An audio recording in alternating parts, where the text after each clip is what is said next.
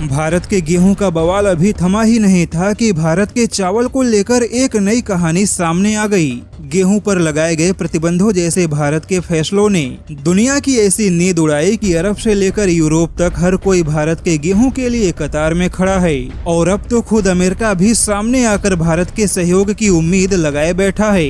लेकिन अब भारत के चावल को लेकर चीन का एक ऐसा कनेक्शन सामने आया जिसने दुनिया को चौंका दिया। जैसा कि सन 2020-21 में चीन के सामने खाद्य सामग्रियों का भयंकर संकट पैदा हो गया था। यहाँ तक कि चीन के होटलों में ज्यादा खाना खाने पर जुर्माना लगाने जैसे कदम उठाए गए और संतोषजनक कारण बताए बिना होटल से ज्यादा खाना ले जाने पर भी पाबंदियां लगा दी गई। चीन में ऑपरेशन एम्प्टी प्लेट जैसी मुहिम चलाई गई। लेकिन चीन ने 2020 और 21 की गलतियों से सबक लेते हुए अपने खाद्य सामग्रियों की तैयारियों को मजबूत बनाने के लिए भारत के चावल का बहुत बड़ा भंडार उठा ले गया। दरअसल खबर यह है कि चीन पिछले 18 महीनों में भारत के टूटे हुए चावल का सबसे बड़ा खरीदार बन गया। यहाँ तक कि चीन ने पिछले 18 महीनों में भारत का इतना चावल खरीदा जितना कि पूरे अफ्रीका में भारत के चावल का निर्यात नहीं होता। बता दे कि दुनिया भर में भारत चावल का सबसे बड़ा उत्पादक है और दुनिया के कुल चावल के निर्यात में भारत की अकेले 26% की हिस्सेदारी है।